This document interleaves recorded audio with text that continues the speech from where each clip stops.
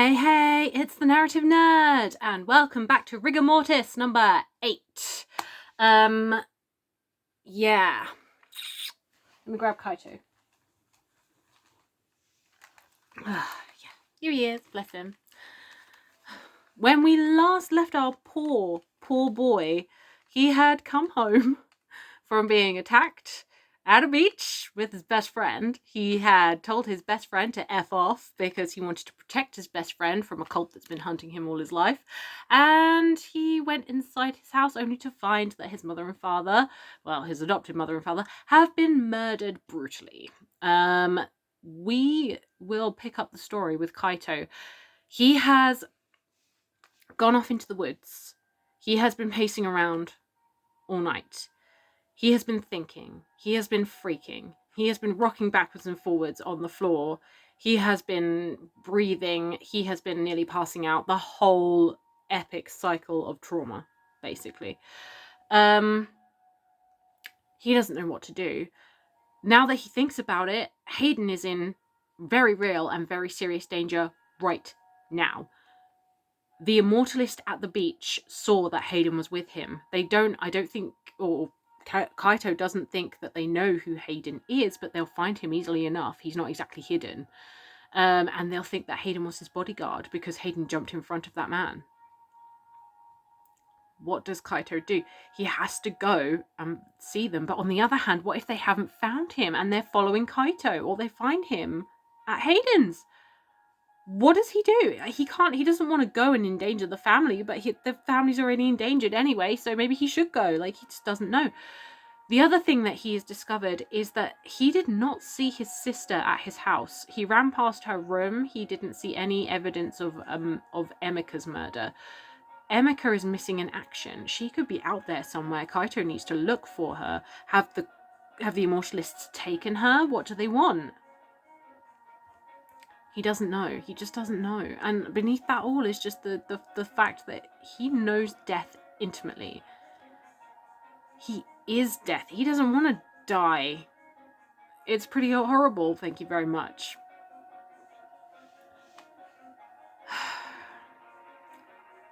Eventually, Kaito just shuts down. He does.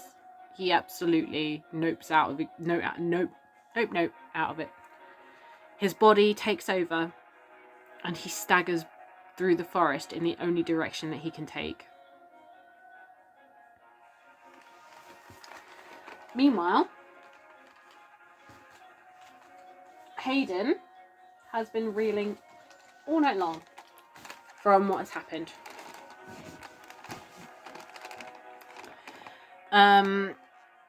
He was told off by his very, very best friend. He's never been subjected to that kind of anger before. He's used to Caleb, but Caleb's always angry at something else, never him. Never because of something that Hayden has done.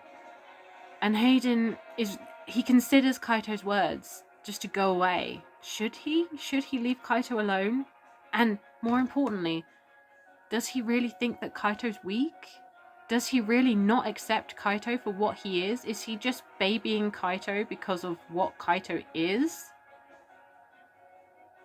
He doesn't know. He really doesn't. And,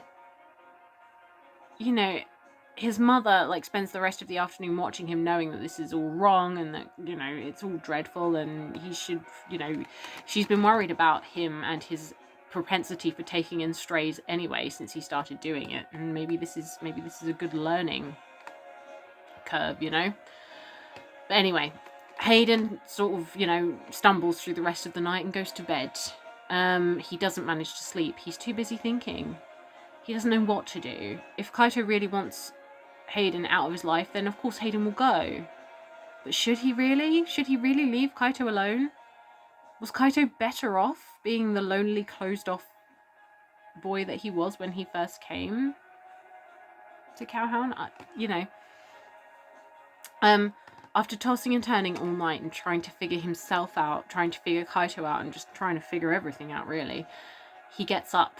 He gives up on sleep around about dawn when the orange light is just filtering through his thin curtains. He gets up, he puts on a jumper, and he goes to the window. He opens his curtain to let in the light and looks over his back garden, and he sees something. It's a shape. A little dishevelled shape squatting near the bins at the back of his garden. Hayden knows immediately who that is.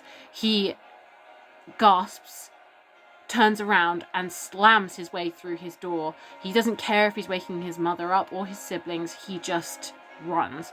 He runs all the way downstairs. He careens around his hallway, throws open the back doors to the garden and launches himself down the steps, down the concrete path, past the bird bath, all the way down to the very, very bottom, where Kaito is squatting and shivering. Hayden drops down to his knees in front of Kaito, and his hands are flittering everywhere, like they want to touch, but they won't. He goes, Kaito, what's the matter? Jesus, you look awful. And Kaito does. He looks really awful. He's got like sick smeared on his face. His eyes are bloodshot. His face is pale. He's shaking like a leaf. His clothes are rumpled, and they're still the same ones that he was wearing when Hayden dropped him off. What happened? He asked. What's going on? Kaito looks up at Hayden, but his eyes are completely dead. He's not processing at all. And as soon as Hayden sees that, he grabs Kaito's hand and he goes, come on, let's get you inside. Kaito doesn't move. He can't. He actually can't. So Hayden, with his heart like literally breaking into pieces, just grabs him underneath the armpits and hoists him up and like basically drags him up to the back door. Mrs. Stone by this point has managed to find a dressing gown and is at the doorway, and she looks at Kaito and she's like, oh, all right, what's happening? Hayden, you need to tell me what's happening. Kaito, what's are you okay? Kaito doesn't respond, and Hayden says, I don't know, I don't know. Mrs. Stone, who is a medical worker, goes into nurse mode. She's like, right, take him into the living room, sit him down, put him in a blanket. Do not warm him up too quickly. She asks Noah, who is behind her, she says, Noah, get him a drink of water. And then she just takes control. Hayden leads Kaito into the living room. They wrap him in that blanket and they just sit for a bit. They don't ask him any questions, although Hayden does keep shooting him really terrified looks. Jamie, who is only, I think I said he was 8 or something, he's quite like, what's going on? This is very interesting. I'm trying to stay out of the way whilst also having the energy of an 8-year-old. Eventually, Mrs. Stone comes back with Noah and the drink of water. She puts the glass in Kaito's hand and tells him to sip it. He doesn't, but he's got a drink of water. And then she squats down by his legs and she goes, I need to call your parents. Where are they? What's going on? Kaito doesn't respond. He can't. He still can't process. So Mrs. Stone taps him on the leg. She goes, if you can, I want you to take a few sips of that water and just breathe. And then she goes off to call them. By the way, I have absolutely no medical knowledge myself, so if this is all wrong, I do apologise. If I ever write this story down, I will, of course, be doing the research. Anyway, so she's gone off to call Kaito's parents. Hayden squats down in front with Noah watching in front of Kaito, and he looks at him in those dead eyes and he says, even though Kaito is not actually looking at him, he's looking somewhere off to the right. He's looking at a phantom that is squatting at the side of Hayden's living room. It's huge, this phantom. It like towers. I should really do fan art for it, not fan art. The other one, just art, because, you know, I'm not a fan of my own thing. You know what I mean? Yeah, so there's like this enormous towering phantom just looming. Hayden tries to catch his eye anyway, and he goes, Kaito, what happened? You can tell me. If you're not talking to me, because you're afraid of what you said, or because you want me to go? Like, I'm not going anywhere. And as he says it, he realizes it's true. He's not going anywhere. He's not leaving Kaito. You can talk to me, he says. I don't care about what you said. I'm here for you. I always will be. And hearing those words, Kaito, something comes back to Kaito. He looks up at Hayden and his eyes well with tears. His lip is quivering, but he opens his mouth and he says, there. And that's when he gets cut off by a new sound. Bang, bang, bang!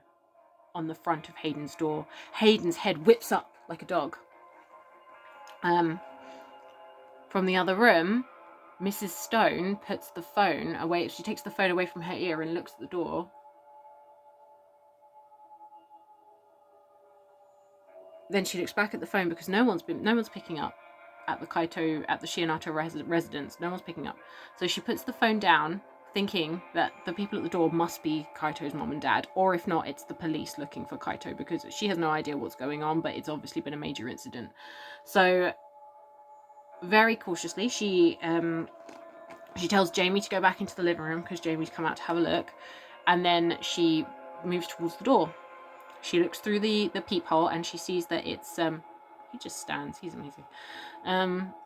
She looks through the peephole and she sees that it's someone that she doesn't recognize. Must be the police.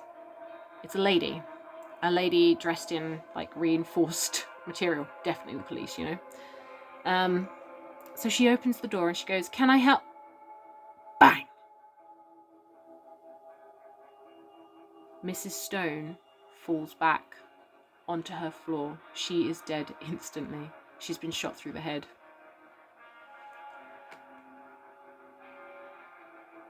The kids hear the shot, and all of them, well, Noah and Jamie, run out to have a look at what's happened,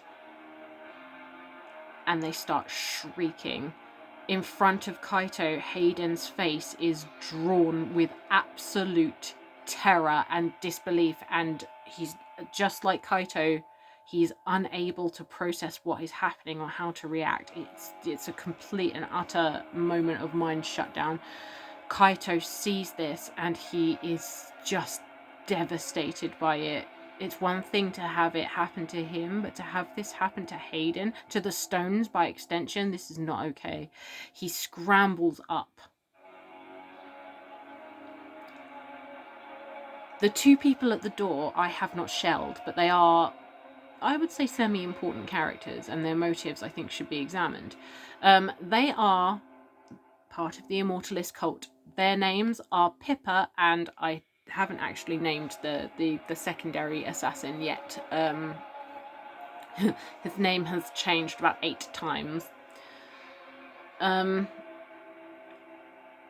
They are specialist assassins from the Immortalist cult. They are the ones that have been tracking Kaito best recently. And they are a desperate pair. They've been part of the Immortalists for a while. Pippa, in particular, has a very unusual set of circumstances. Basically, when she was supposed to die, in her old life, well, she did die, but basically Kaito was a baby, so he wasn't actually able to process the souls, and she got stuck in the ob mill. It does happen. It does. You know, the death cannot process souls from sort of 0 to 5. You know, people get stuck in the ob mill, and she was one of the unfortunate souls that did. In Pippa's case, though, when she was reincarnated, she did not lose the memories of the ob mill, and that fucked her up. So she hates death. She's terrified of going back to that place, of living in that existence of limbo pain again. So that's where her motives come from. She has actually been with the Immortalists basically since she was born. Like, you know, the minute that she was able to use the internet, she's been looking up things regarding this and death and cults and stuff. Her colleague is a bit different. He just wants to be immortal. I mean, honestly, he's one of these guys who's very skeptical. When he first joined the cult, he was like, yeah, whatever. But he has seen evidence through this cult that what they're talking about is very real. Death as a human being is real. And so, if that's real, then why not the concept of immortality? Anyway, Pippa walks through the door. Her colleague steps through after her and goes, "Did you really have to do that? Was that necessary?" And Pippa's like, "Yes, we do not want this scene taken outside. We do not want police involved." So,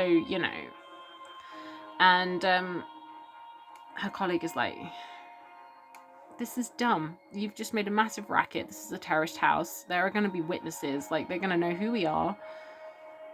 I mean, there's probably police coming now. I mean, like, what is the point?" One of the people next door has probably already called the police. And then Pippa's like, "Nobody saw me do that. It is 5 o'clock in the morning." They genuinely have like an argument about it. They might have heard the sound of the gunshot, but they're not going to know which house it is, are they? Because everything has been kept indoors. Hayden is starting to move at this point. He sort of stumbles up and he's following Kaito.